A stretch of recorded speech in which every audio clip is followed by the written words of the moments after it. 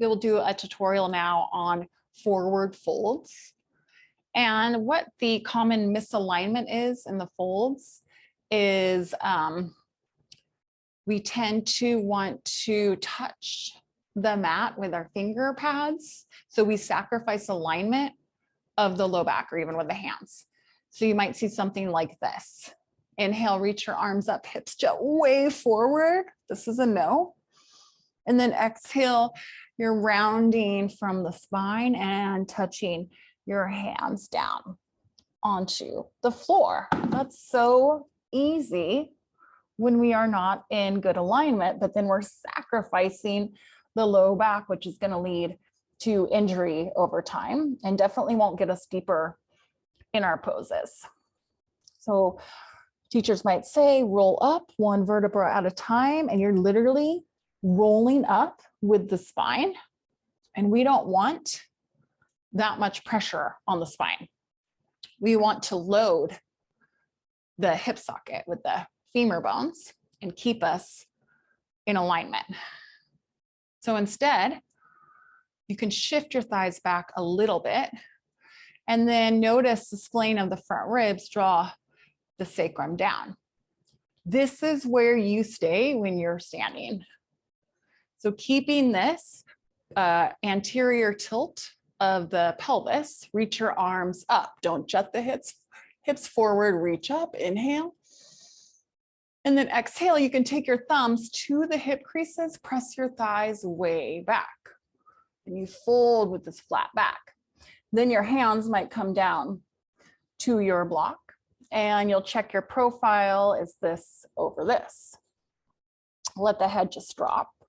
Of course, you can bend the knees, lifting the tailbone up, bringing the arch back into the lumbar spine.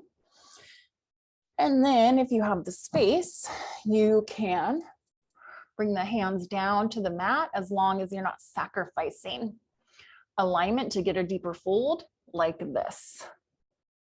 Okay, so instead,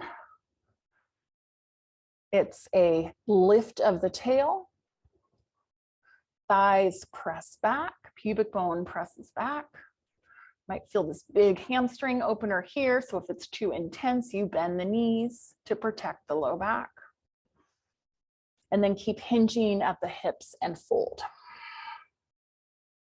To come back up, thumbs at the hip creases, upper back engagement, keep pressing your thighs back, lead with your chest, come on up. Good. And then if you want this surefire way to keep the low back protected as you fold, maybe add a prop or two. So you could take a blanket and put it in the front of the pelvis, out the front, keeping your thighs pressing back. And then you'll just keep the blanket right here at the belly, lead with the chest, and this adds padding for you to keep the thighs pressing back. And then just let the head hang from here.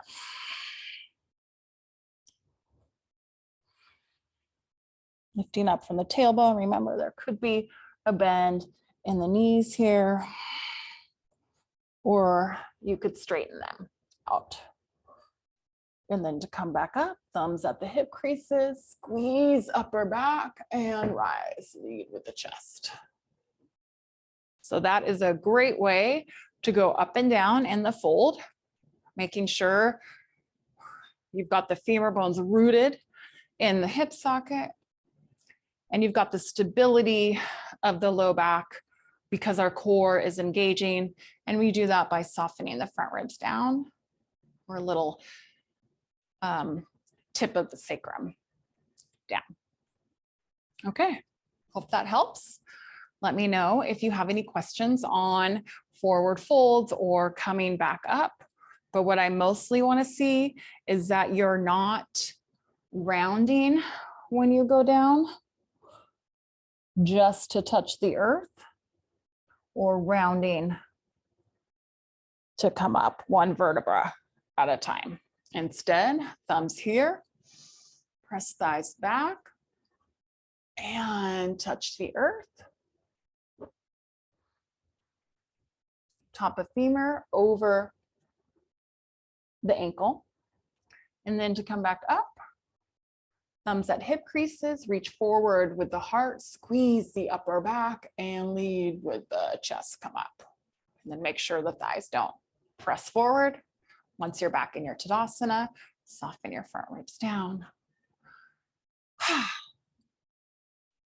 Thank you so much for playing around. Namaste.